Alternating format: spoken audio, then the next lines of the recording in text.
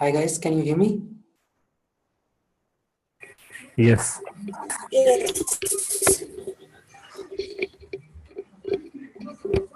Yes. Yeah. Okay, but I can't hear you via my microphone. Just let me check.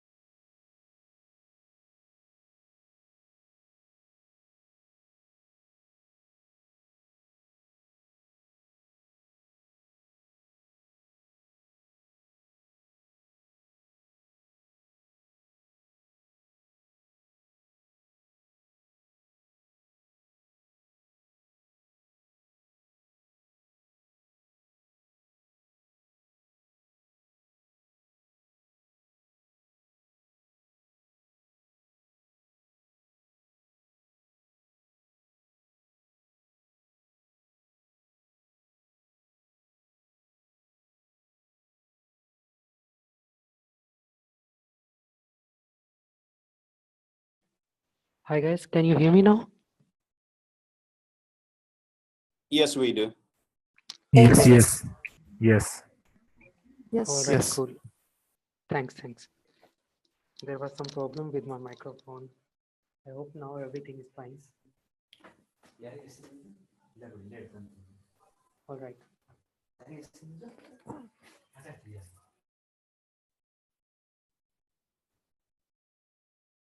Okay, so I muted every one of you, and you should be muted every time when you are taking a session, and you should unmute only when you have any question or you want to ask something. All right. So we do it to avoid the noise in between, because all the sessions are recorded, and so that you can easily go through the session and even through the recording once you are done with the session. All right. Okay, so I'll share my screen.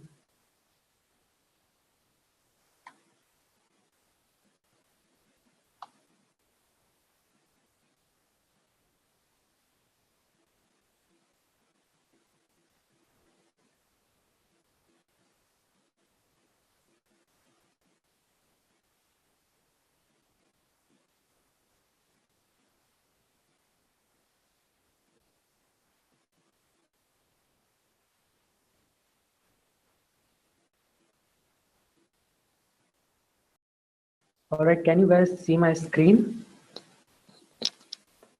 Yes. Yes. Yes. Yes. All right, cool. So there are two possible channels from which you can contact me. Either you can send a message in the chat, or you can just unmute yourself Okay. And after asking question or after replying, you can unmute, you can mute yourself.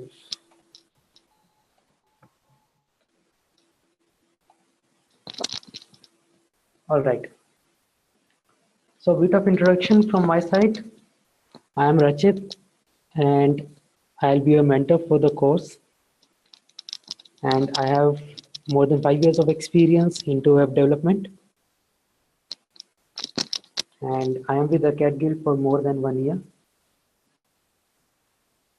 All right, so that's pretty much from my side. And introductions from your side will not be able to because we have quite a good strength today. All right, so what we'll do is we'll jump to session, and before that I would like to ask how many of you guys know Angular 1, Angular 1.x or any version of Angular? You can ping in the message chat as well. All right, so Suhas says he do know. Okay.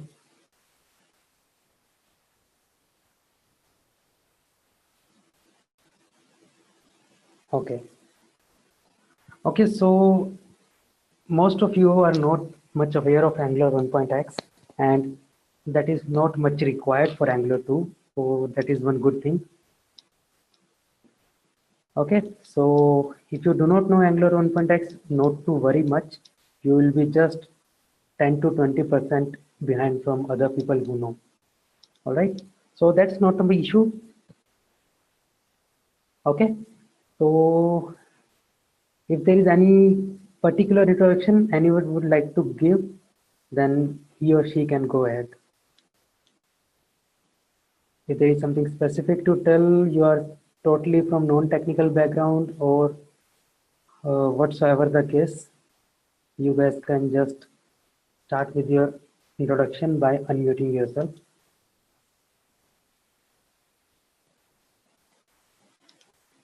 Okay. So there are people who are totally new to web development. All right, cool. So okay. How many of you haven't done the basics course? Front-end basics.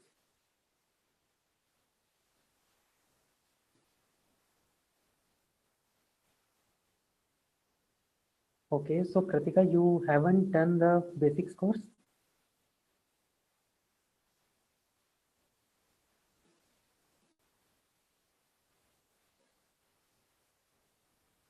All right.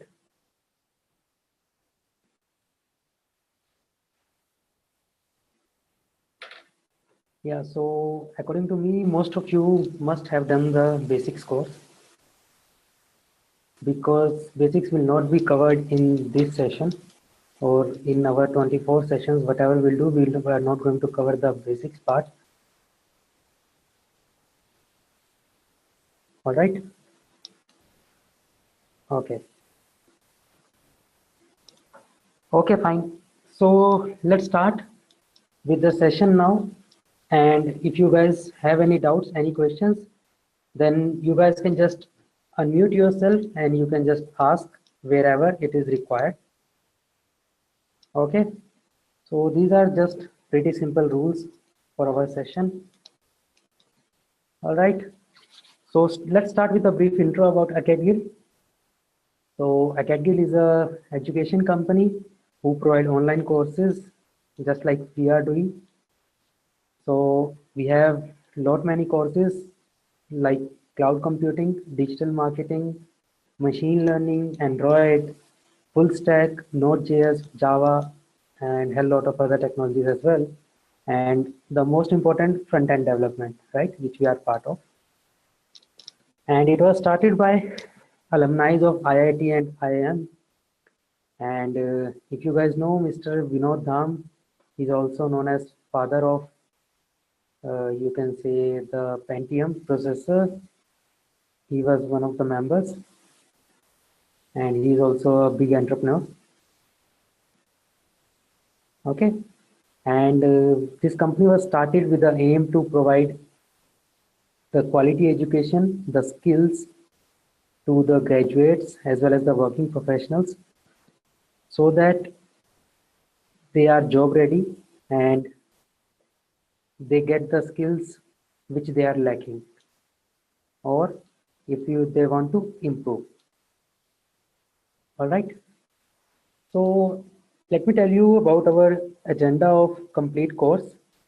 So initially, our first session, which is today, it will be dedicated more on a theory side, and there will be not much of a coding for today, but it is a more of a theoretical session, which is also very, very required.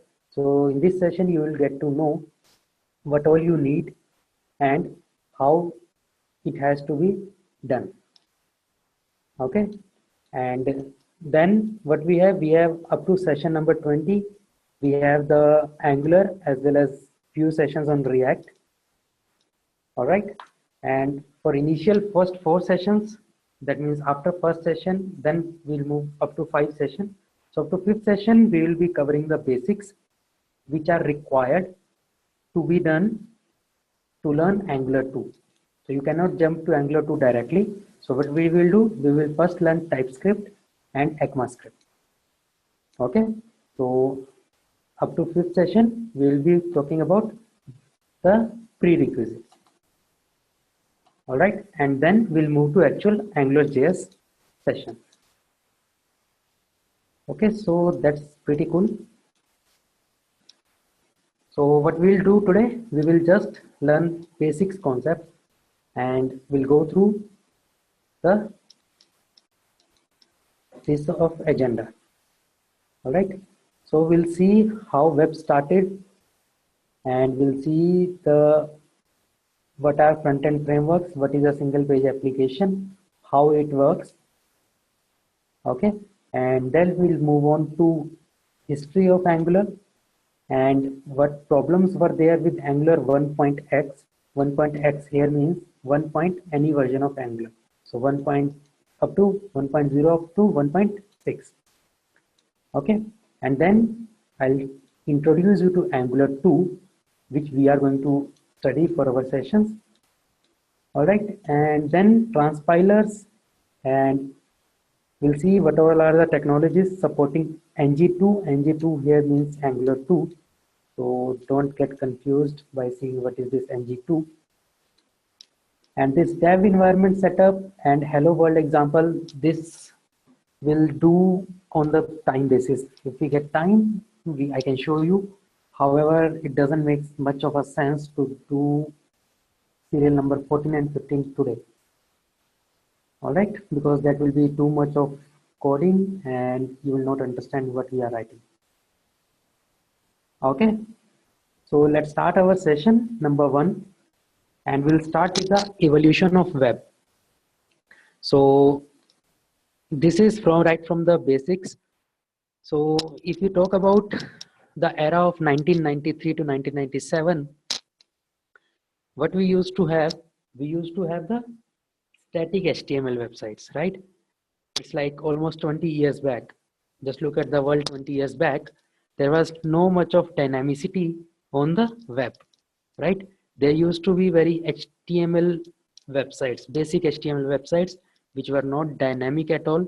They were just for the information purposes. Just to provide some information, you create a website, right? It's not like today where you have billions of websites and you can do almost 90% of stuff online. No, that was the era where websites were created to just information purposes. Just like you write a blog, right? So they were more of that kind of stuff. And then the era came from 1995 to 2000, where websites or the web pages started happening in a dynamic way with the support of backend technologies, right? So if I show you via Paint, okay, so this is your browser and there is something called as server. If you guys don't know server, not a problem. All right, so this is server.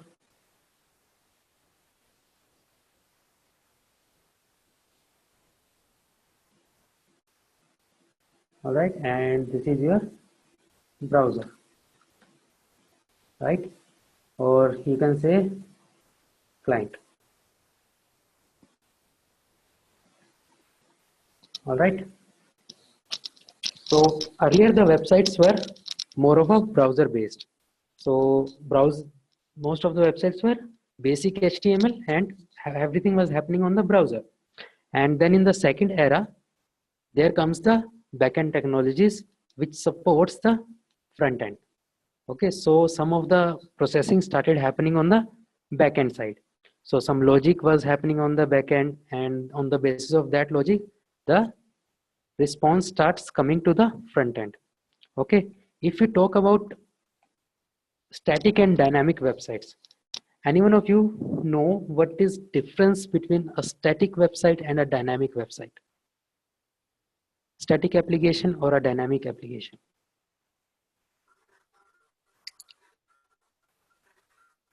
Static application, the data is does not change, which is shown on the browser. Okay. In dynamic, the data changes. Okay. Based on some. In the static application, there is a no data exchange between the server and the client.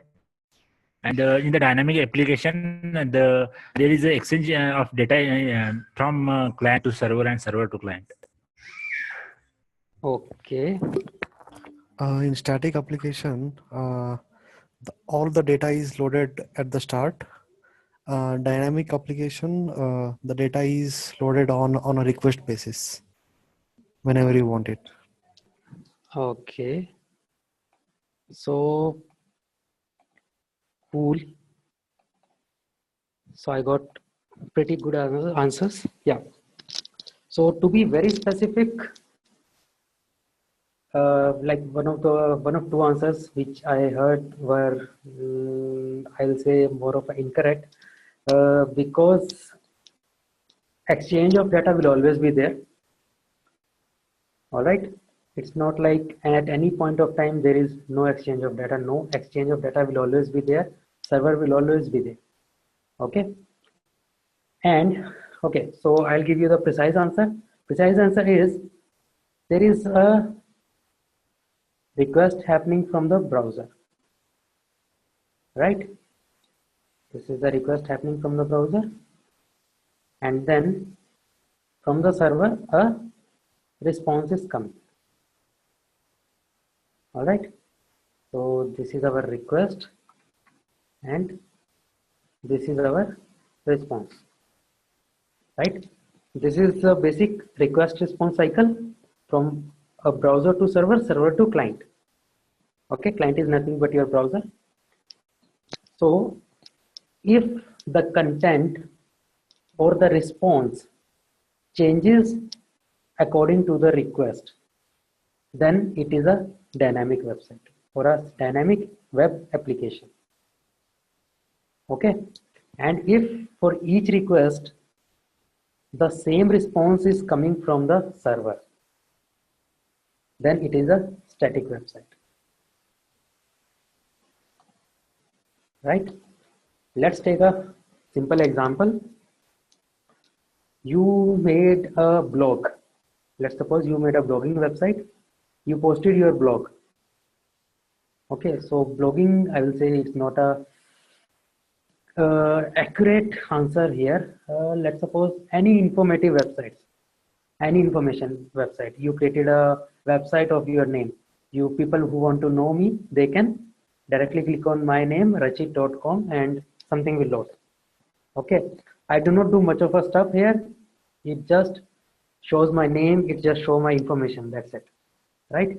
Now let's suppose person A makes a request to the server to get that website. Server will respond back with the same page. A person 2 also again request to the server. Then also server is going to respond you with the same page, right? But so this is a static website which does not changes. It doesn't changes according to the client. No matter whosoever the client is, it is going to give you the same response.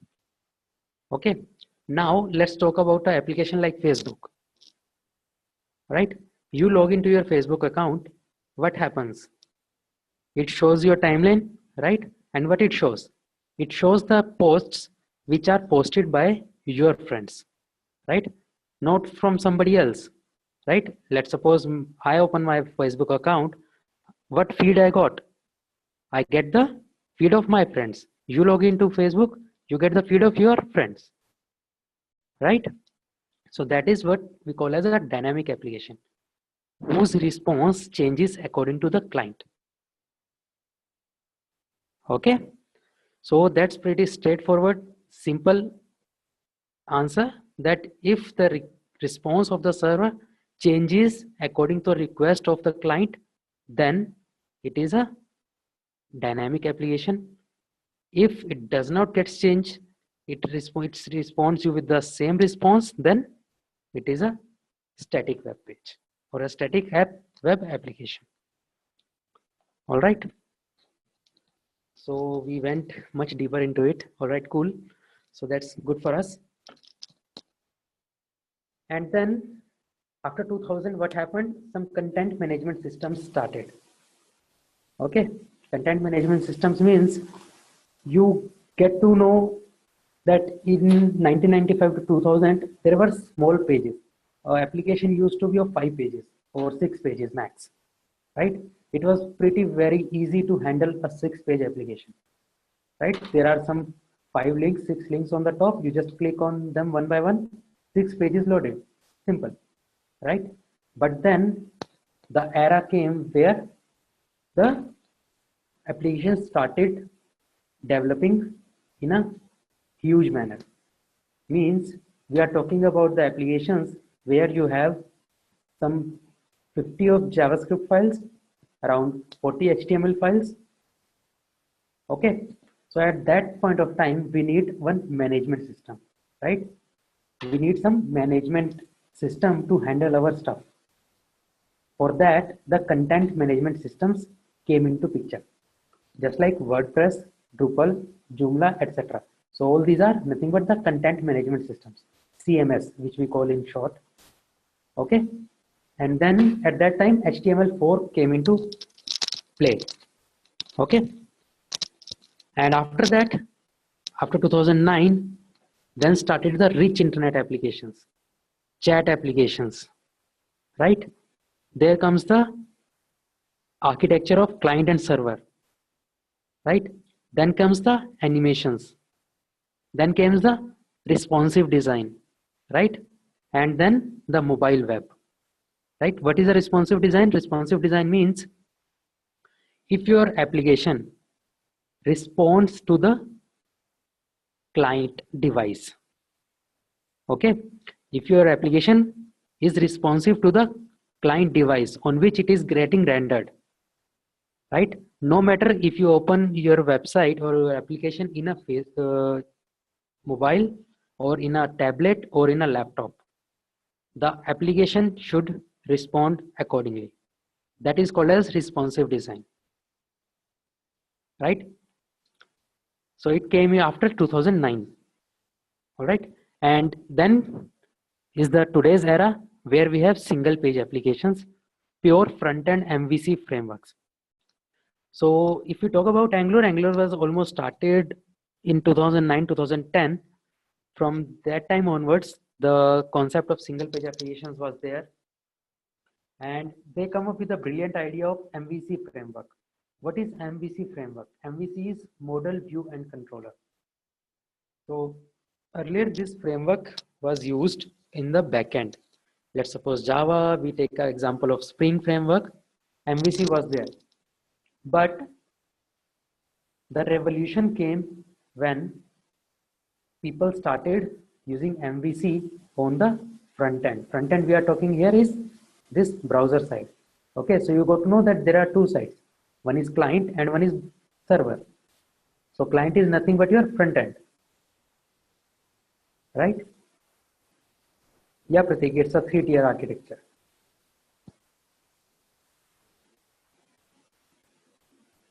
Okay.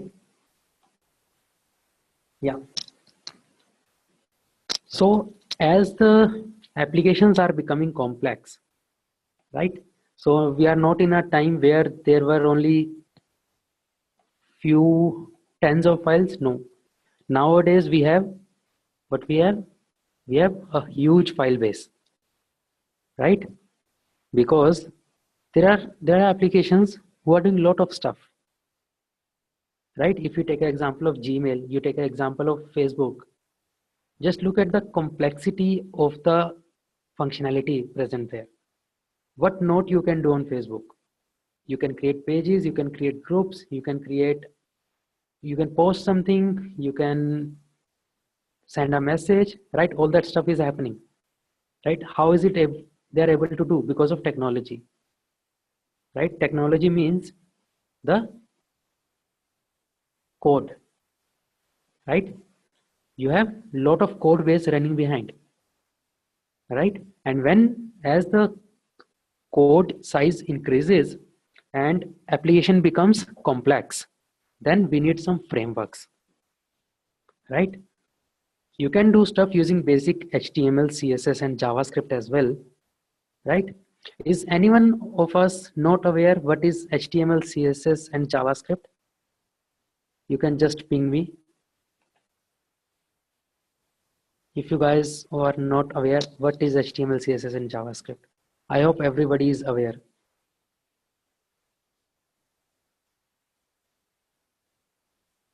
All right, cool. So you can do stuff using HTML, CSS, and JavaScript, but you need some frameworks to manage it better, right? So what all do we expect from a framework? Your framework should provide you the modularity. Modularity means your code should get divided into some logical groups, right? If you are writing some code which do the exchange of messages, then you will create a separate module for it, right? So module, you can say a particular folder where you can keep all the files. You will be separating the folders, right? Just like, let's suppose we have a almirah in our house. What we do, we manage our stuff. We manage our stuff, let's suppose clothes and everything, right? We manage them so that we can easily access it. We group them, right? We group one kind of stuff at one place, another kind of stuff at other place. So that is nothing called as modularity. You are modularizing your stuff. Similarly, in code, frameworks should provide you the modularity, and it should have some built-in features. Of course, when you are using some framework, you expect some features to be present there. Some commonly used libraries, right? So common library means, let's suppose you want to find the square root of a function, square root of a number, sorry, right? What do you expect? You expect that you should have a simple library and you can just call its function square root and it should return you the value. So these are some commonly used functions or the commonly used functionality which should be available, right? And it should be easier to maintain. Yes, we do all that stuff too so that our code is easy to maintain. Faster development, of course, we need to develop fast because we need our application to get ready faster, right? So we need the faster development as well. Debugging is easier. Debugging means finding the or rectifying the code, finding the errors. It should be easier, right? And shorter learning curve, of course, you should learn it quickly, right? And last line is for our AngularJS. It should support all the concerns of single page applications, right? So all above, all the points, just unless the last point, all applies to each and every framework, whether it is a backend framework, it is a front-end framework, whatever. But this last one is for Angular 2 for any single page application framework. All right. Okay. So what all are the popular front-end frameworks available in market? They are AngularJS, which is the most popular framework. Then there is React, then there is Knockout and Backbone. So these are some of the front-end frameworks which are available right now. And AngularJS is the most popular among them. And so we are going to study about that.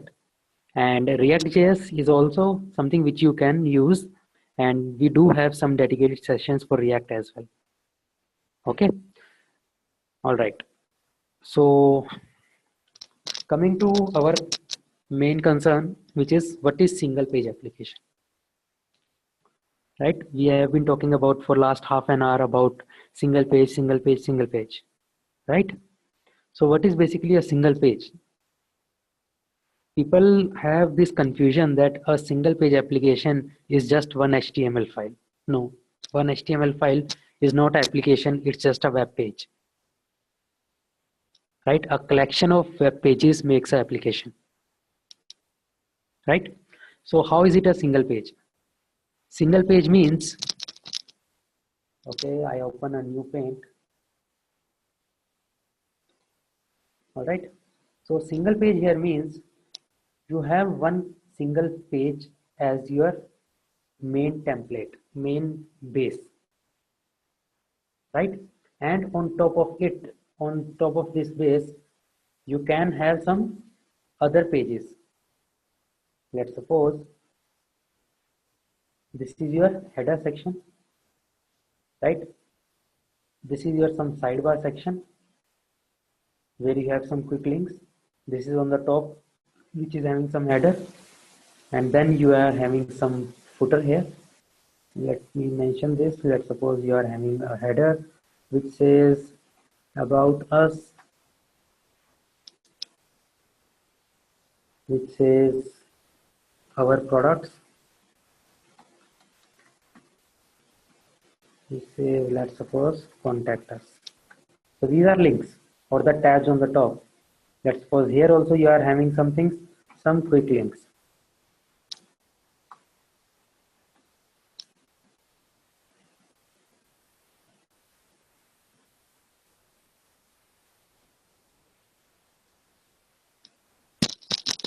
Can you guys see my screen? No? I'm able to see your screen.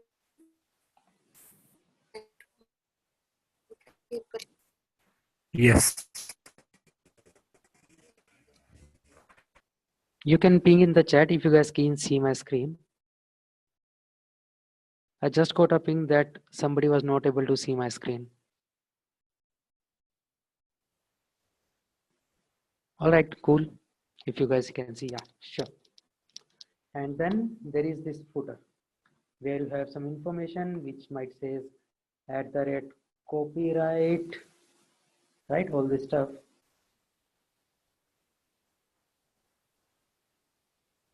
All right. So this one, let me color it out.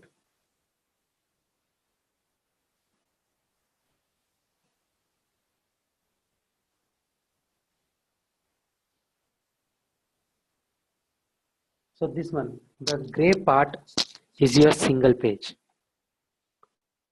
Okay. So the base or the main page is the one which is the single page. Okay. And the remaining pages which might be coming, let's suppose here. Okay. So I just control Z. And remaining of the pages will be coming from, will be getting rendered here in this part. Okay, so if you click on this about us, then something will come in this part. Okay, if you click on this our products, something will change in this part. And if you click on contact us, something will change in this part. Okay, so this is one of the examples of a single page application where you are having one place or only some section or some area of the page changing, right? Other stuff is not changing at any point of time, right? So this is one of the examples of a single page application where your page or your application is not refreshing at any point of time. Only a section of area of your web page is changing. Just like this part, the gray one. Or if I color it, this one, the yellow part, only this part is changing. Okay, so this is one of the examples of single page application where there is no refresh of your application. The complete refresh will never happen. Okay, so this is a single page application. All right, so a single page application does not mean that there is only one HTML file. No, there will be lot of HTML files and they will be called as templates. Okay, so the pages which will be coming in this yellow part will be the templates. They will be HTML files, but they will be called as templates. Okay, and your main page, which is the one which is initially loaded, will be your main page. Okay, so that is why it is called a single page application, that one single page is loaded at a time and remaining data is loading dynamically. Okay, so that's a single page application. So how a single page application works? So this I already shown you that there is a client. Client is who is a client? Client is somebody who requests for something, right? So over here is our browser is client. Then there is a server who is serving the requests of the client, right? So what happens in a normal application which is not single page? Let me create a new one. If I save it, okay, let's not save this. Okay, so what happens generally? You have a client, you have a server, right? So when the communication is happening, browser or the client request for some data, right? And it responds you some, let's suppose I say HTML files, right? Along with some, let's say JS files as well. Okay, so all this stuff server will return. All right, so this is a normal scenario. However, if we talk about single page application, then you can see here on the initial request of the client, server will return you the HTML content. All the HTML will get loaded into the client at once. Okay, next time when the client will make a request to the server, server will only return you the JSON data. So JSON data is nothing but the JavaScript object notation data. So what is JavaScript object? Is nothing but a key value pair. Okay, so server will just return you the actual data which is changing, right? Rest everything will be loaded at the first instance only, in the first response, which is this HTML. Okay, so this is the flow of a single page application. So we will study about how we'll do this, how this will happen. We will study about in our upcoming sessions. Okay, so you just have to have an idea about it. Okay, so Pratik is telling, please explain the JSON again. Yeah, so JSON is nothing but JavaScript object notation. It is called as JavaScript object notation, which is nothing but some key value pairs. Okay, so I say that give me your information, right? You give me some key value pairs of name is the key, and then your name. Then location is the key, location, whatever your location is, that is the value. Okay, so it's nothing but key value pair, just like question and answer. Okay, so similarly, client requests for something to the server, and server will respond back to with some key value pairs.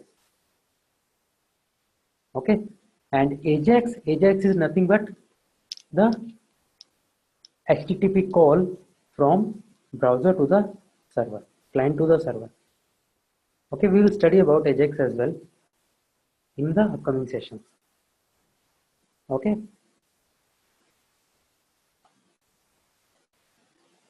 right. So you can see here traditional websites, first request, some HTML is coming, second request, some more HTML is coming, and page gets reloaded. This is very important, page reload. Every time you make a request, it gives you a response back and your browser reloads, right? But in our single page application, there is no reload of the application. Reload of the page does not happen. Okay. And that is where you are saving a lot of time as well as the bandwidth, right? Complete reload of the application or the page means complete loading of the next page again, which takes time, which takes data, which leads to complexity. Okay, but single page applications are simple and they are pretty fast as well. So that is why now world is moving towards single page applications. Okay, so one of the examples which you might not be aware of and you use very commonly. Okay, and that example is Gmail.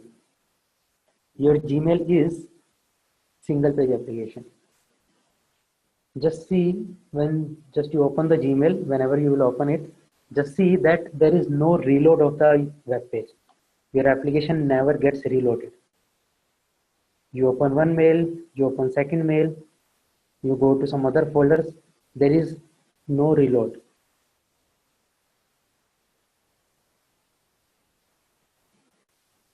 Okay, yeah, so Pratik is asking how the page gets reload from how it get refreshed. Yeah, that's what we will study about. So we do have our 20 sessions for do all that stuff. So don't worry about that right now.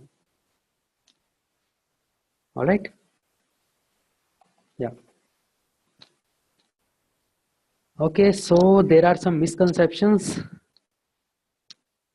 which is I've already told that misconception is the page, single page. So single page means the main template which gets loaded as the first and then only the data which is changing. Okay, it doesn't mean that there is only one HTML file. No, there will be several HTML files there itself. Okay, so that was one of the misconceptions, right? And what's new in a single page application is, you can say, responsive design. That means which supports multiple platforms. Multiple platforms means your mobile, your tablet, your PC, your laptop. Your application should run on all of the devices, right? It should have a better user experience. Yes, single page applications do give you better user experience, right? If you open a website on your laptop and you open a mobile app, right, where is you feel the better user experience? You always feel that app is really good. Why? Because it gives you a better user experience. How? You click on back button, it doesn't refreshes the application page. It just shows the previous page itself, right? Any example of single page application? Yeah, as I already told, your Gmail is a single page application. That's a pretty common example of Gmail or single page application. Suhas is telling LinkedIn. LinkedIn I have never seen if it is single page. I never tried. Okay. So use Ajax and HTML5 to create responsible web apps without constant reloads. Yes, that's pretty much basic. Capacity to manage. Sanjay is asking, is Facebook single page? No, it's not a single page application. You click on messages, your page will always reload. It will load a new page. It is not a single page application.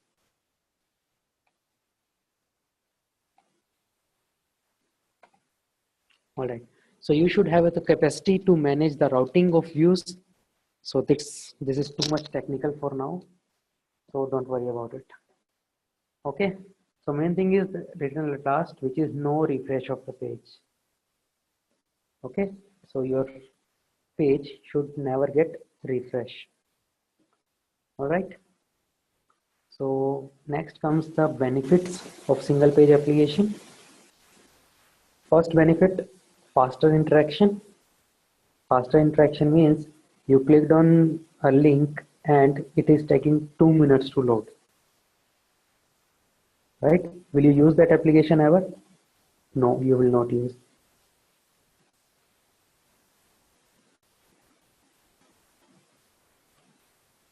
In simple words, I got a question. In simple words, can I say that URL is not changing when the page is open? It's called a single page application. No, URL will definitely change, but page will not get refreshed. Okay.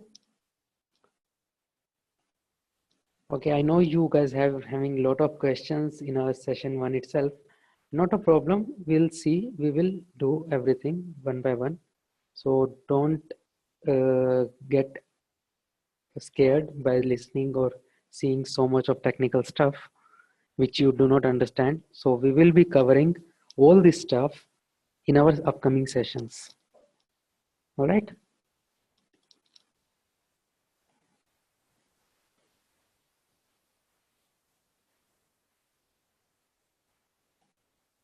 Okay. And yeah, single page applications are fast. Yes, they are fast because most of the stuff, as I told here as well, that most of the stuff gets loaded in the first load itself. Okay, so all the stuff, HTML file, JS file, everything comes in the very first request. Okay, and after that only the logical data which can change, that is only transmitted from client to the server. Okay, so what benefit we get from this? There is less bandwidth usage as well, right? If you send 2 MB of data or 100 MB of data from server to the client, which will take less time? Definitely 2 MB will take less time, right? That is why single page applications are fast. Okay. All right. So history of Angular. So till now we were just talking about single page applications, not specific to Angular. Okay, because single page applications can be created with other frameworks as well. But why we are choosing Angular? Because it is the most famous one. Okay. So Atul is asking, can we use single page application to promotional websites? Promotional website, it depends. Yeah, you can use it if you want to.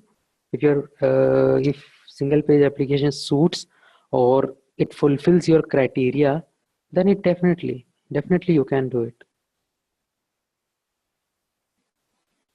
Okay.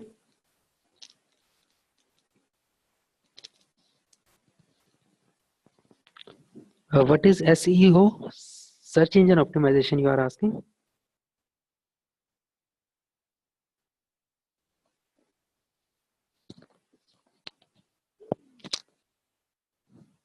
Yeah, search engine optimization is also there. Search engine optimization has nothing to do with single page application. Okay. Search engine optimization, it's done at the browser level, so it doesn't have anything to do with the Angular or jQuery. No, nothing. That's the basic concept. Angular is to build your application, make your application, create.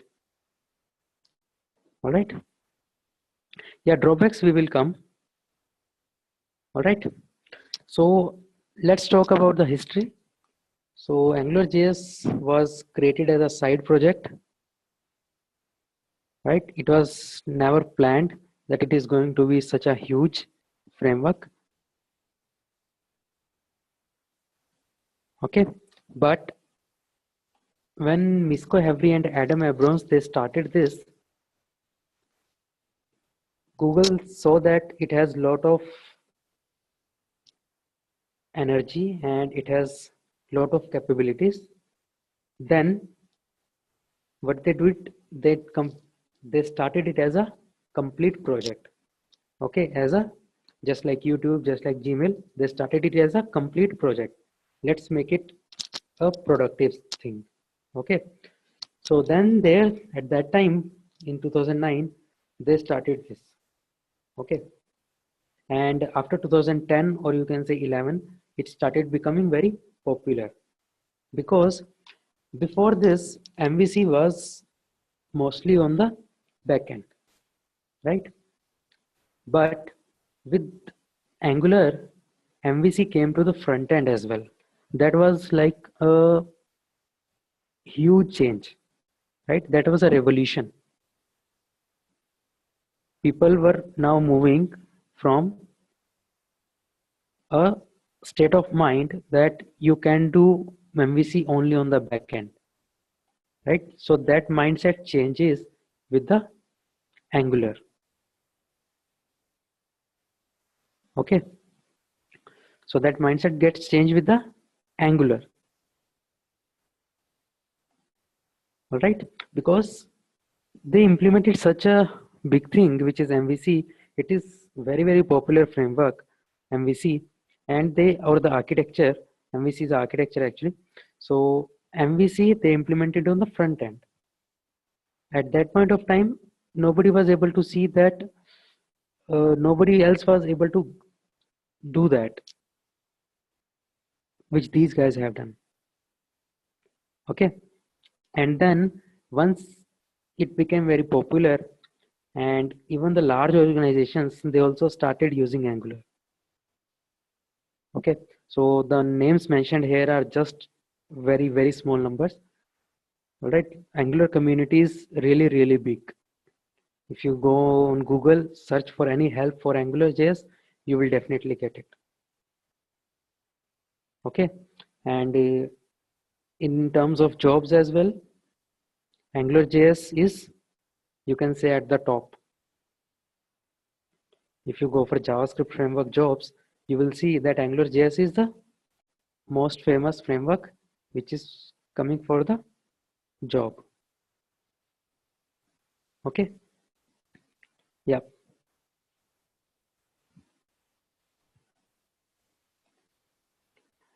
Okay, so these direct declarative programming, MVVM, all this stuff we will study. Okay, so if I tell you now, you guys will not be able to relate what is it. So declarative programming means you just declare something and it just works out of the box. Just like you write a div in a HTML, right? What you have done? You have done a declarative programming, right? You have just written something and it is just doing some stuff out of the box, right? That is what we call as declarative programming. So in Angular, we are having declarative programming. Okay, and MVVM is nothing but model view, view model. Okay, so this is telling the flow of data, that from view model to the view and from view to the model. All right, and yeah, Angular do have support for multiple other libraries as well, because once Angular became famous, several other libraries and frameworks also started giving the support to the Angular, right? One of the biggest thing is Bootstrap. So if you guys know what is Bootstrap, Bootstrap is a CSS framework. Okay, this is basically to make your website looks better, right? Just to do the makeup of your website. When Angular came, Bootstrap has given its plugin kind of stuff, you can say a kind of plugin or a different library itself, which is called as UI Bootstrap for Angular. Okay, so all that stuff happened. So we'll see all these things in our upcoming sessions. All right. So what were the problems in Angular 1.x that Google has to come up with Angular 2? A complete revamp from Angular 1 to Angular 2. So initially when Angular 1 came, it brought the revolution that it was internally doing a lot of stuff.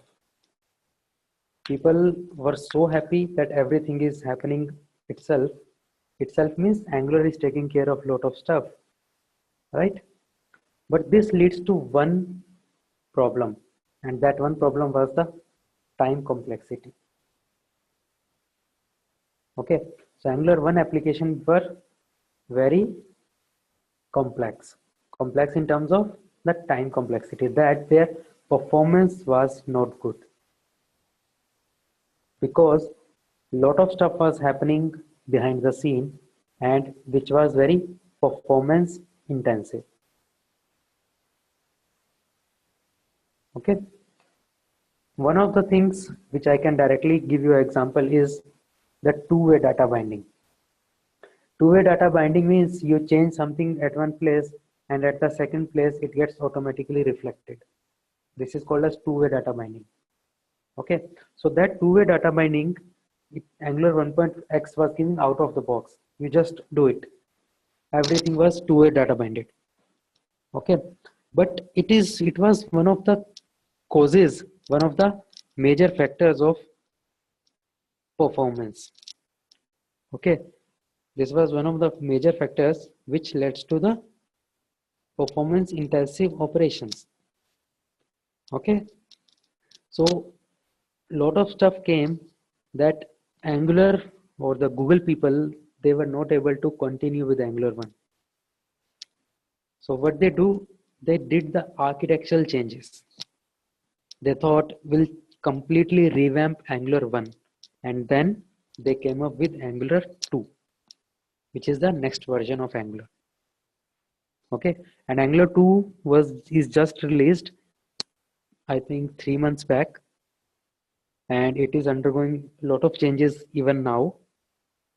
Okay, so don't get scared if something is working today and it will not, they will deprecate it tomorrow because it's in growing state right now.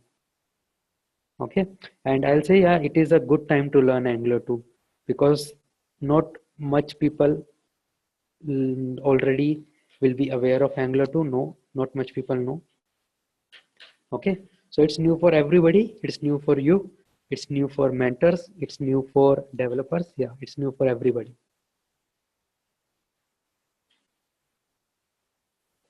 Okay.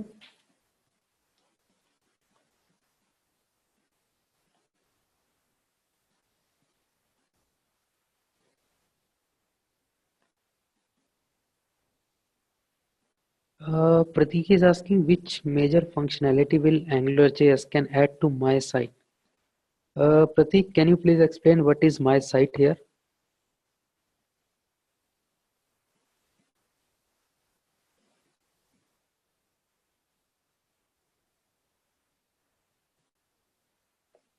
AngularJS is a complete framework. Okay, it is a complete front-end framework. Okay, you can do whatever stuff you want in terms of front-end with Angular.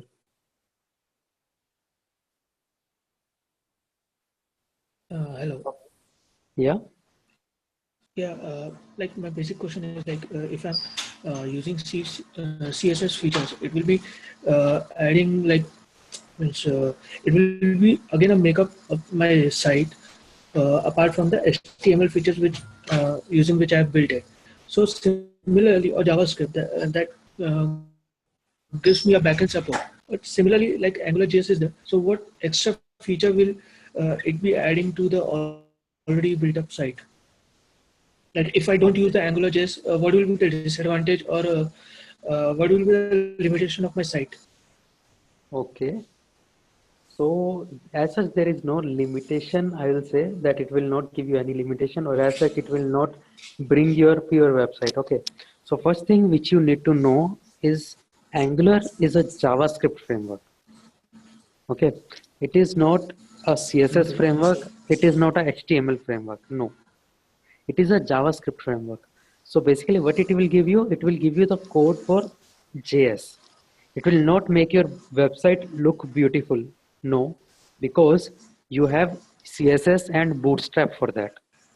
Yeah. Okay. It will not give you the actual HTML. No, because you have HTML for that. It gives you the JS part in a much modularized way. Okay, so writing complete JS application, right? If you start writing JS, and you want to pick one element from the DOM from HTML, you will be end up writing 3 lines of code, right? Okay. But with Angular, you will be able to do it with 1 line. Oh, okay. Okay, so it is a JavaScript framework. Okay. Okay. Yeah. Okay. Yeah. Yeah. Thanks. All right. Yeah. So Angular 1.5.x, or I will say Angular 6. I think these slides are pretty old. So this was the latest stable release of Angular 1. And after that, they came up with Angular 2, which is the complete overhaul, or you can say the complete revamp of the Angular framework.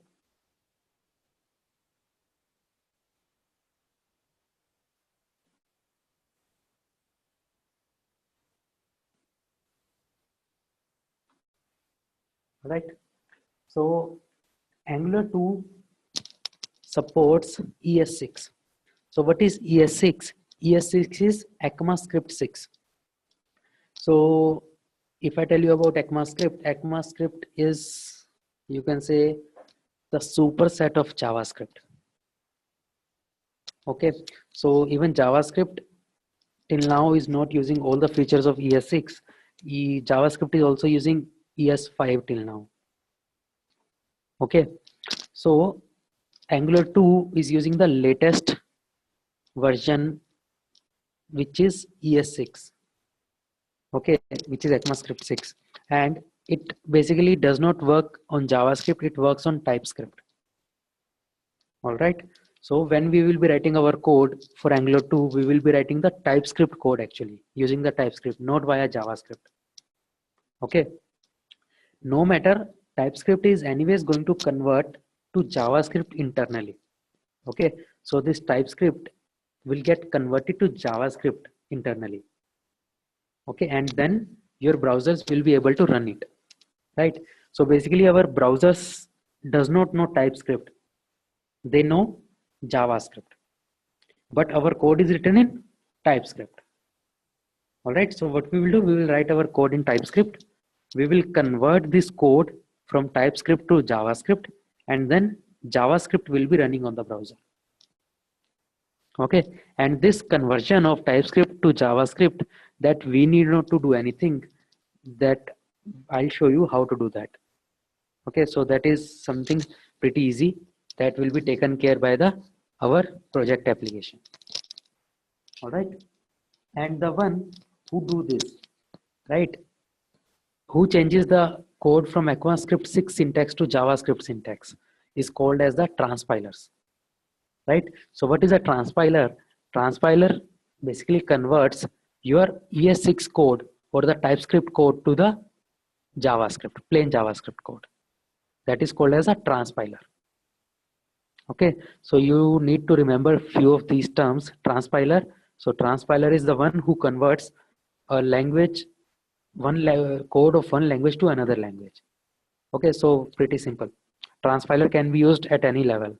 Okay, not only for TypeScript and JavaScript. TypeScript is a transpiler is a concept. Transpiler is something, a transpiler is a term which basically converts one language to another language. Okay, so we will be using transpiler as well. Okay, so speed has been given a major focus while developing Angular 2. Okay, and there are a lot of new directives and components which came up with Angular 2, which we will study. Okay, all right, so here comes a lot of technical jargon.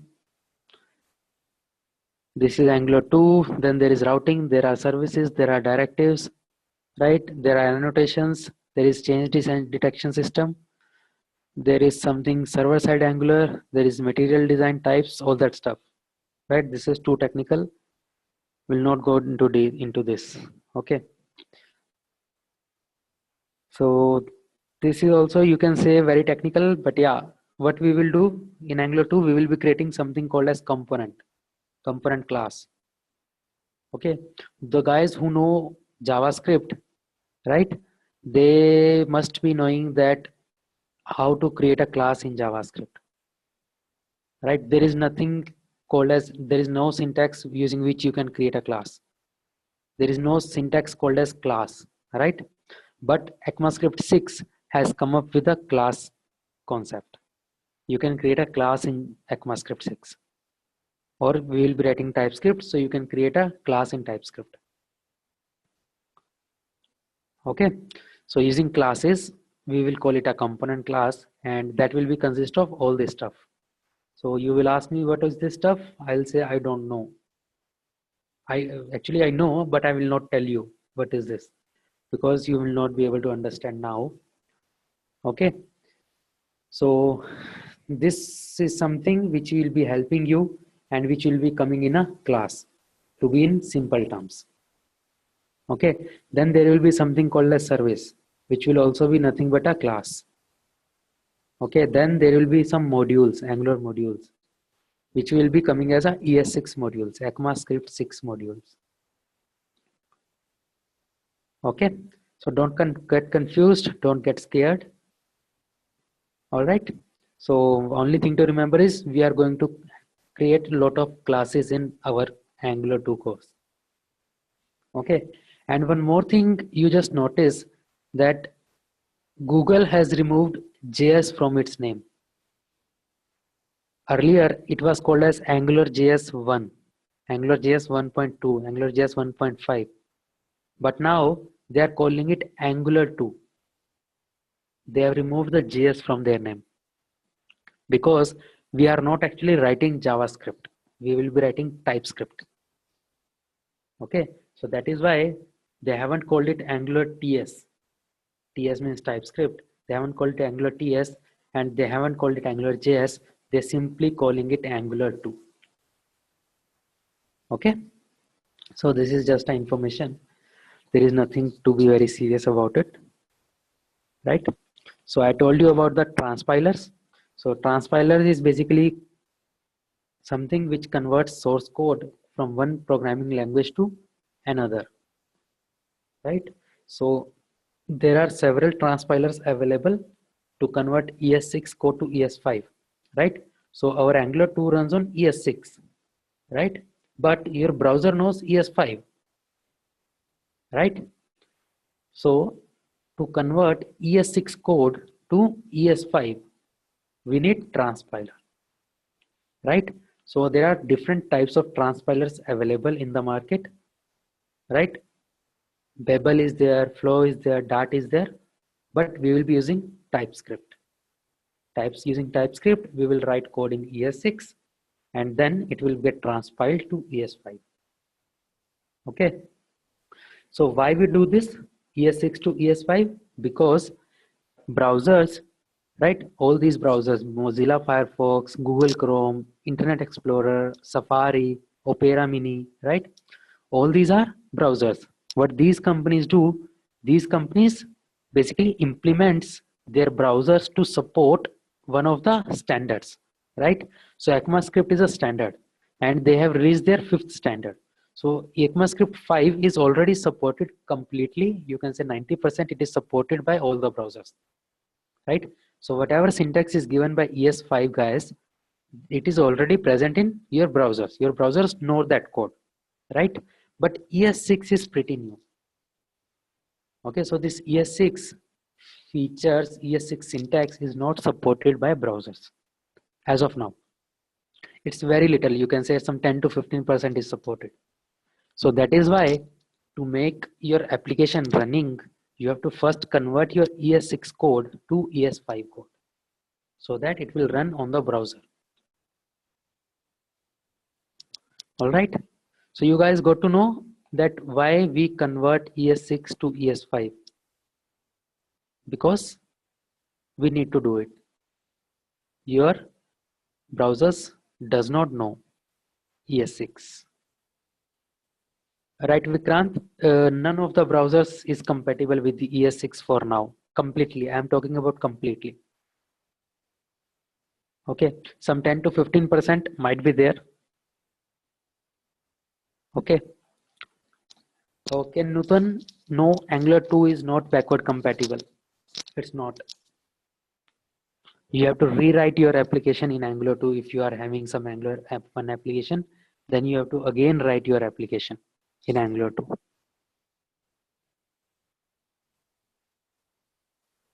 We need to rewrite only the JavaScript part to ES6 or that we need to see according to the code, how the code is written. You can reuse the stuff, means you can reuse, let's suppose there is some styling there is some HTML files, you can reuse it, but you will not never be able to completely move your application one to Angular.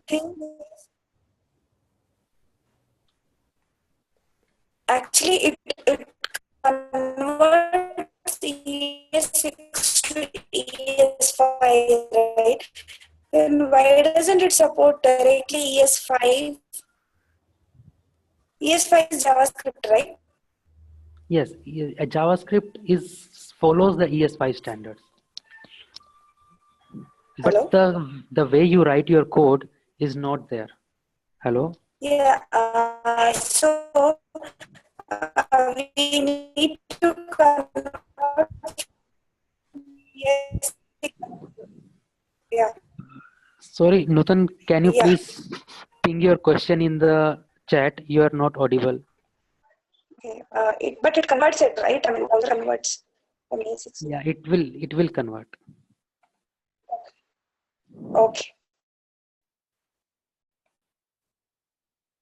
All right.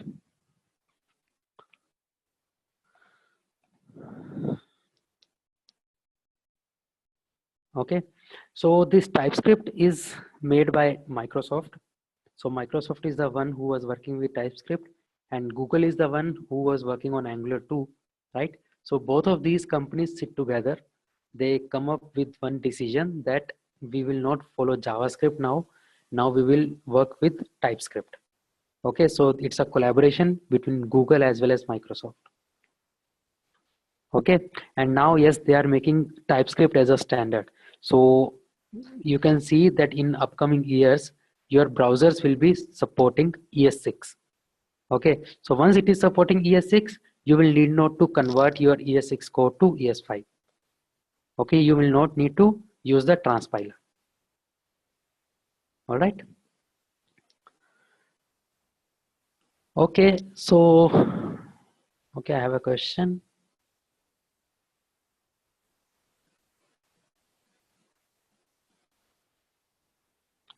Okay, so Kritika is asking how we get to know about TypeScript. Yeah. So that is what I told in the starting of the session as well, that we will not directly jump into Angular 2. All right. So our first, that means the second and the third session, session number 2 and session number 3, we will be studying about ES6. Okay, we will see what all came in ECMAScript 6. All right. Obviously, we will not be cover everything. We will be covering whatever is required. Okay. So 2 sessions we have ECMAScript, and after that session number 4 and session number 5, they are dedicated for TypeScript. Okay. So our session number 2 to session number 5 is basically a ramp up session. It is a prerequisite to start with Angular 2. Okay. After that, we will start with Angular. So next 4 sessions, we will not talk about Angular. We will talk about ECMAScript 6 and TypeScript. Okay. So it is nothing, just a syntax. All right. So a little bit of syntax is changed from ECMAScript 5 to ECMAScript 6. Some new things have been introduced, just like one thing is arrow function, so which we will also take in our next sessions. All right. So all that stuff is coming with the latest technologies, latest versions. Okay. All right. So dev environment setup. So all this stuff is pretty old. You need not to now do all this stuff from your side. There is something called as Angular CLI that we will use. Okay. So before that, let me tell you that what all IDE or what editor you can use. You can use any editor which you want, right? But I suggest Sublime. Sublime Text is one of the editors, right? And Visual Studio Code. You can download any one of these. If you are fine with Atom, you are working with Atom, then you can definitely go ahead with it. Okay, not a problem. I never worked on Atom. I worked on Sublime Text as well as on Visual Studio Code. So both of these editors are pretty good. Okay, so you can use either of these, Sublime Text or Visual Studio Code. So you can just download from their websites. Both are free to download. Both are, you can use any one of these.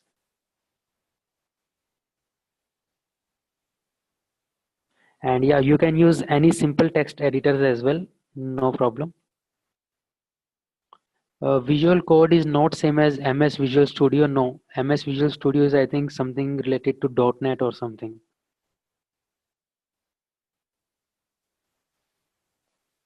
Okay, so you can download it from Visual Studio Code website. You will get it easily. Let me check if I have Visual Studio Code. Yes, I do have Visual Studio Code.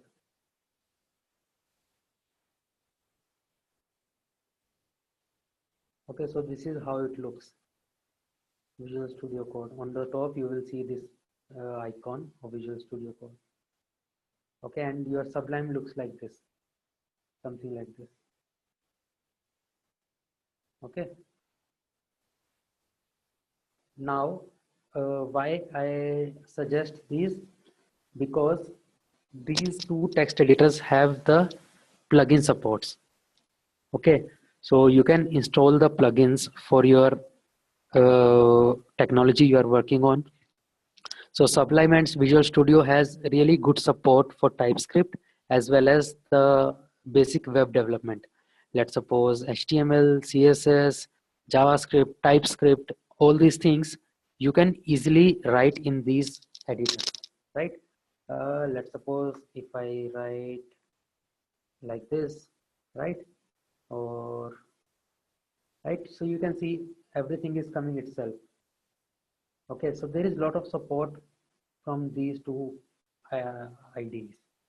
Okay, even in Visual Studio you will be able to see the errors there itself. Whatever errors are happening, you will be able to see. Okay, so if there is support in whatever editors you are telling, gedit, Dreamweaver, Adobe brackets, if there's support Angular 2, TypeScript, all this stuff, then you can definitely go ahead with it. Not a problem. Okay, so this Sublime and Visual Studio Code, they do have very good support. So that is why I recommend that. However, you can work on any editor you want. There is no hard and fast rule for the editor's point of view. Okay, so Visual Studio Code, you can download it from their website. And you can choose whatever version and whatever support you want. You can easily get it. Okay, and for Sublime you need to install the plugins from yourself. It is called as packages in Sublime. Okay, so Sublime basically name them as packages, so you can install packages in Sublime very easily. You can just Google it, how to install package in Sublime, you will get it. You can download, let me tell you, one is something called as Mnet.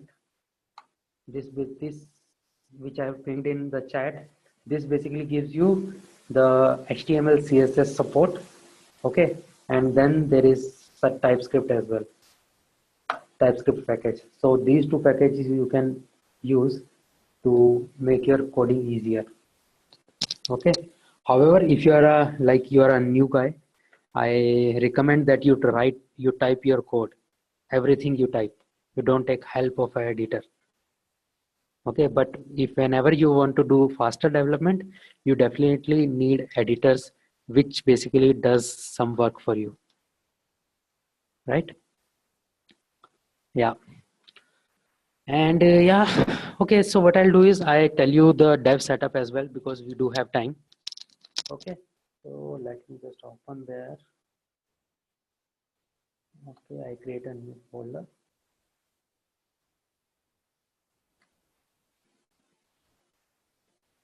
So I say 16 December 2016, and inside this I create a folder, session 1.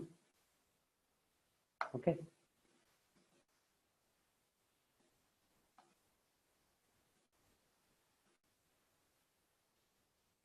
All right, so here I open Google. So I'll tell you what all you need to download. So first of all, what all things you will need to have Node.js installed in your system. Okay, so basically I'm telling you the setup of Angular 2 project, how to set up Angular 2 project. Okay, so first of all you will need to install Node.js. So you can Google Node.js, you will open this website nodejs.org, and from there you can download it. It's taking time, I don't know why. Okay, so once this is installed, once Node.js installed, then you will be able to see something called as npm in this. Let me just clear this. Okay, so once Node.js is installed, you will be able to see in the console or the CMD, you will be able to type Node.js --version, node --version. Okay, so it will give you the version, what version of Node is installed on your system. Okay, also you will be able to see npm --version.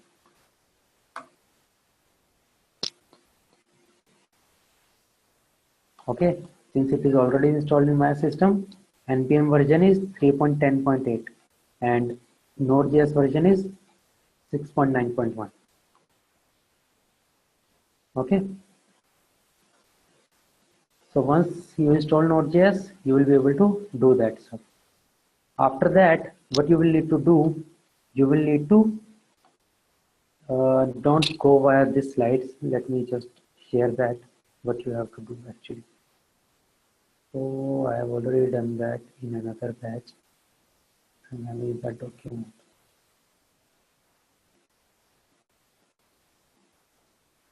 Okay. Yeah. So first of all, you need to install Node from nodejs.org. Then you can check the Node.js --version and npm --v or version. Once they give you version, that means Node.js is properly installed. After that, you open the terminal. You have to write this command: npm install -g angular -cli. So this you will have to write here. What you will write? You will write npm. So you are able to use this npm because npm is nothing but Node package manager. So we will be installing and downloading or creating our project using npm. Okay, so you have to write npm install -g angular -cli. Okay, so what is angular -cli? Angular -cli is the command line interface for creating Angular 2 projects. Okay, so creation of Angular 2 and running Angular 2 projects was very difficult earlier. Okay, so what Google thought that let's come up with a interface where people can use it directly. People can create the projects which will give you everything running. Okay, so that is why they told that you just install Angular CLI. Okay, so we use npm, which is Node package manager, to install Angular CLI. Okay, so what is meaning of -g? -g means it will make an entry in your environment variables so that you can use Angular CLI from anywhere, not only from this folder. Not only from this folder, you will be able to install Angular CLI globally. So that is why you write -g. Okay, so whenever you install any package from npm, if you mention -g, it will install it globally.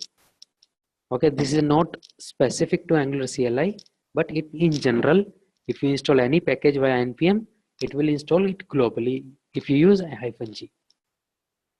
Okay, so once you download this, I already have it, Angular CLI. That is why I'm not downloading it. Then what you have to do, you have to create any folder just like I have created this routing app. Okay, then what you have to write, ng and then new and then write name of your application.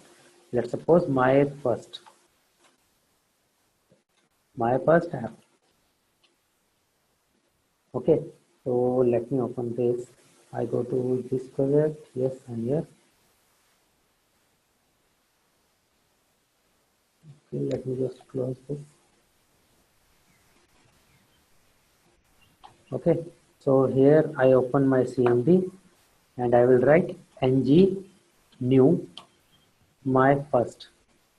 Okay, and as I will press enter, so it will start creating a new project for me.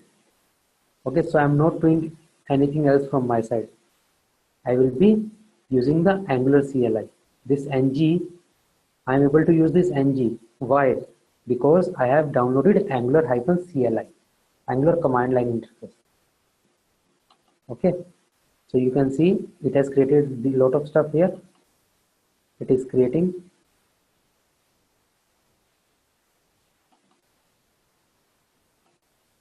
Okay, so it's still creating, installing packages from tooling via npm.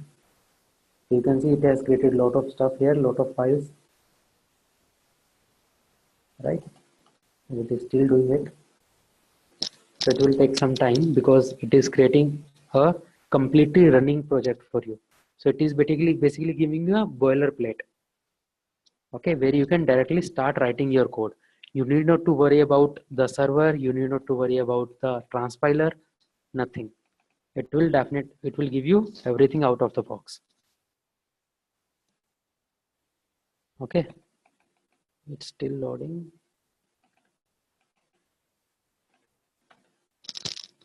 It is still creating it.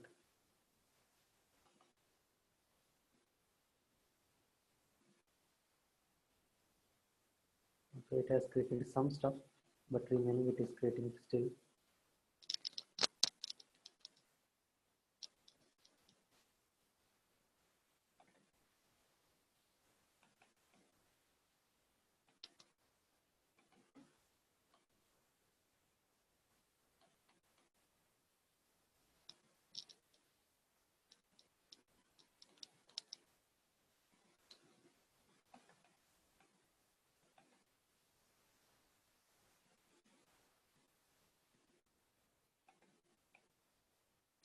Okay, no problem. It will take time maybe.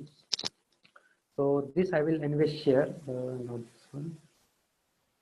This document I will share with you guys on the portal or on the dashboard. Okay. So using this you can install everything to make your system ready to run AngularJS file, AngularJS code. Okay. So this I will share, and I'll not tell you anything technical related to Angular 2. Otherwise, you will not be able to understand all this stuff, right? You will not be able to, what is this, right? If this is nothing but Angular 2 code, but you will not be able to understand unless you don't know what are these basics. What is @ component? Why we are importing it? What is this syntax, right? So all this syntax is the ECMAScript and TypeScript syntax. So we first learn about the syntax from TypeScript and ECMAScript, and then we will look at the other stuff. Okay. So it has broken because due to my proxy issue. I just delete it. I don't need it. Okay.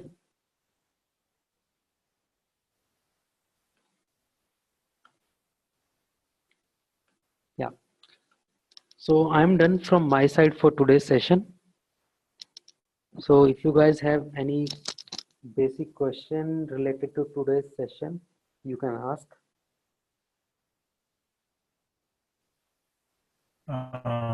Hello. Is AngularJS 2 is easier or than AngularJS one? Sorry, Atul, your voice is breaking. Can you please ping your question in the chat?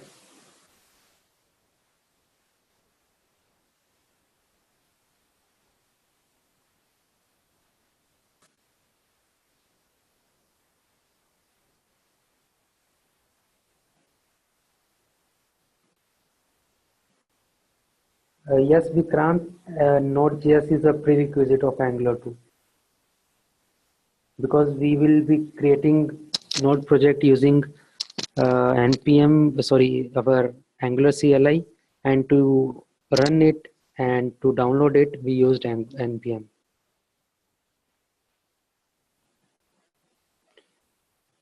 Okay, you need not to know much of a Node.js. So whatever I have told, you just do that. Which is Angular 2 is easier than Angular 1. I cannot compare it. What is easier, what is tougher? But yeah, if you go like right from the starting, you do whatever stuff I am doing in the session, then you will be able to learn it. Okay, which is faster in development, Angular 1 or Angular 2? Nutan is asking this. Yeah, I will say whatever you learn fast. If you learn Angular 1, you will feel that Angular 1 is faster. If you learn Angular 2, you will feel Angular 2 is faster. Okay, Kritika, I am repeating the steps. So first of all, you need to install Node from this website. Just go to this website, open it. You will see the link to download. Do not download the latest one, just download the stable release. Okay, you will be able to see two different buttons. One will be the latest one, which is in beta maybe, right? But one is the stable release. So install the stable one. Stable is I think 6.9, but I downloaded last. Okay, then second step is not a necessity, but it is just to verify that Node.js is installed in your system or not. So to check, you write this as well as this.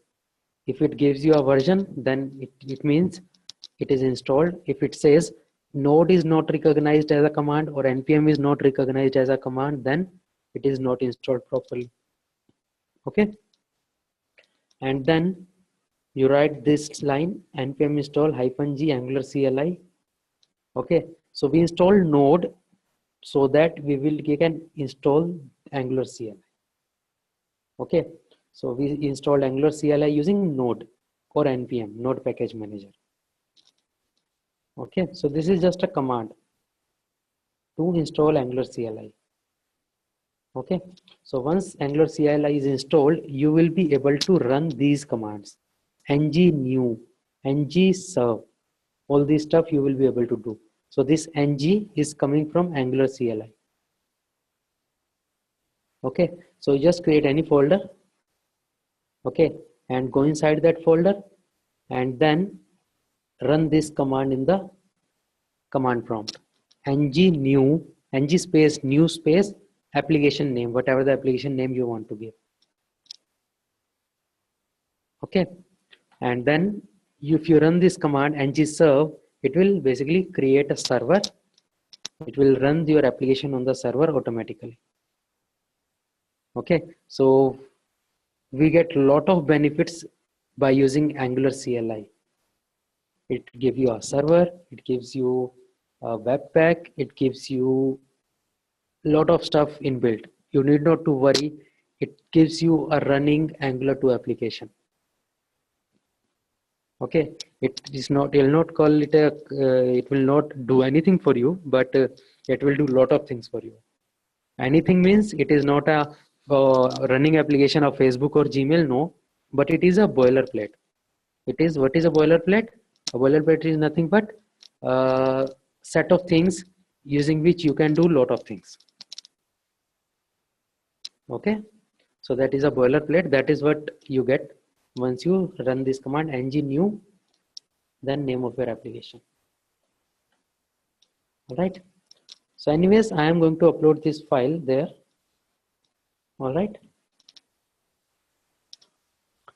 Okay, I got a lot of questions in between. Sorry. Uh, Basic knowledge required for AngularJS.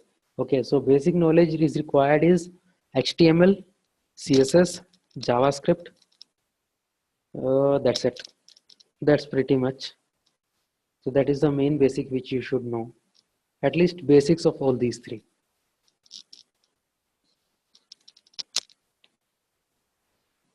Okay, Sanjay, when you run your application using ng, it will run it on 4200, localhost colon 4200.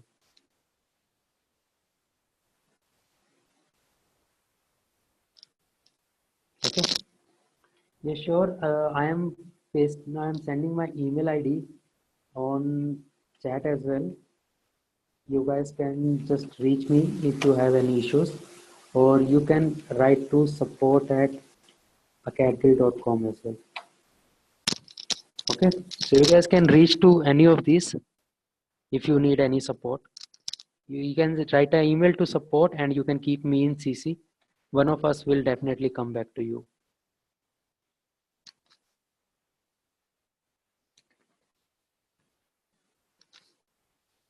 All right. Any other questions from anyone?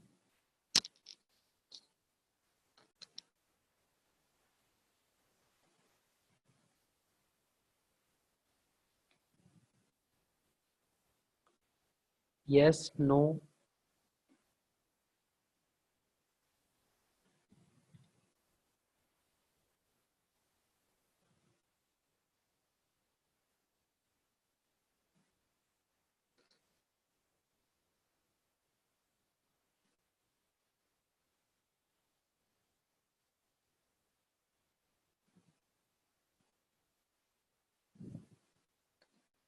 Any software or platform needed for development? No, this is the basic setup which you require.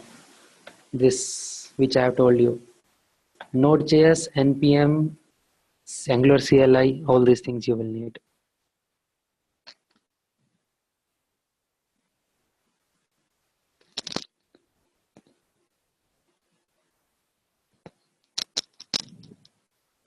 Any reference books for Angular 2? Okay. So, ng2 is there. Okay, sorry, ng book. This is one of, sorry, I sent it only personally to someone. This is ng book. Okay, so ng book is there, which you can definitely see, but you will not get it for free. ng book is paid actually, so you need to buy this. Preference site, I will say the preference site will be the official website of Angular only, because Angular 2, I will say Angular 2 is not very old. Okay, so there is not much of, but there is little material available, so you can just go through it. There is something called as angular.io, I think. Angular.io. Yes, angular.io is the website which is created by Angular people. Yeah, this is the main website of Angular 2, or the official website of Angular 2, which you can use. So I will send you the link.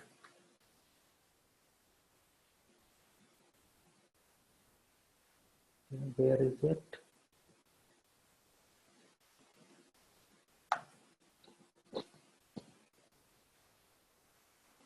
Okay, so this is the official website of Angular 2.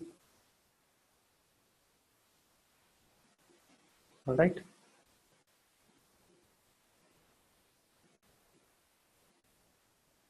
Okay, so we do have some time left.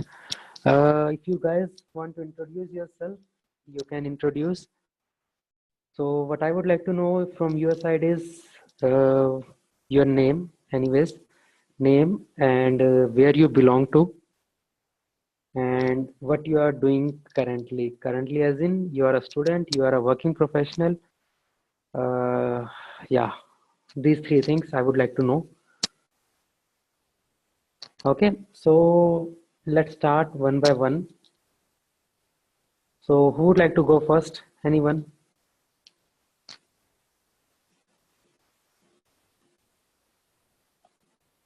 Maybe you guys can ping in chat or you guys can unmute yourself.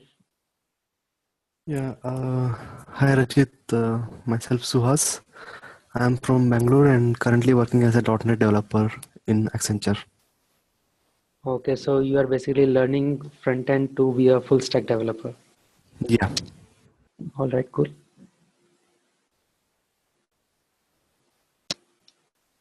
All right, anyone else?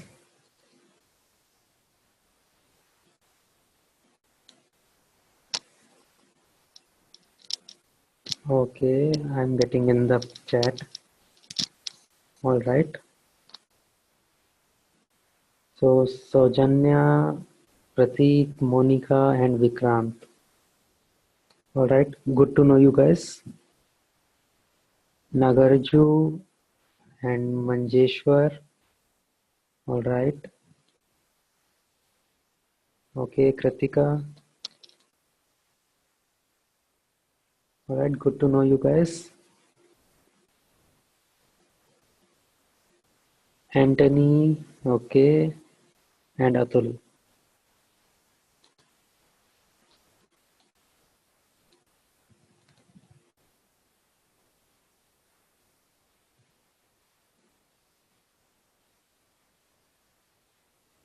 Okay, Sanjay and Sushil. All right.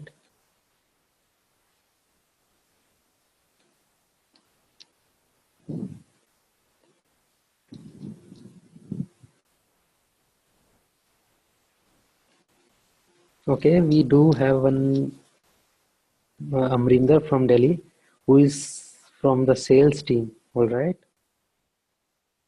So hi Amrinder. So you are from a sales and you want to learn front end. Cool. Yes. All right. All right. Cool.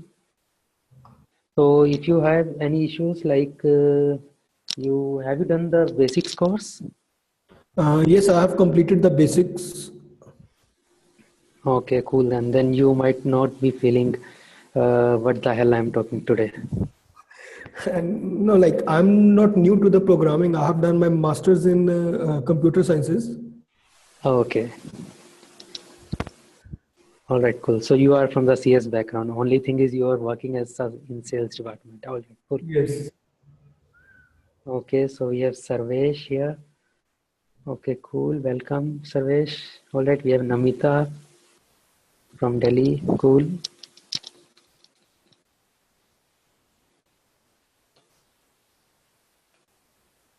All right, so that's it. All done. Everybody's done with their introductions. Or anyone left?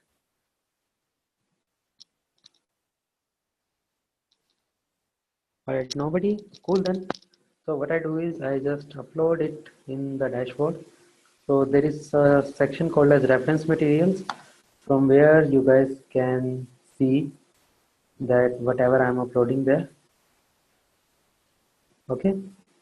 So you can just go there and see I'm uploading this document. Refer this if you need.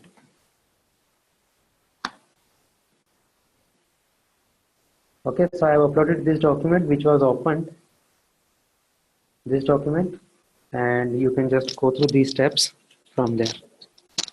Okay, so you need not to by heart it, you are having it as your reference. All right. Okay, so anything else from anyone, or else we'll close the session for now, for today, and we'll see you guys. Okay. All right, so I've stopped sharing my screen. Bye bye. Have a good night.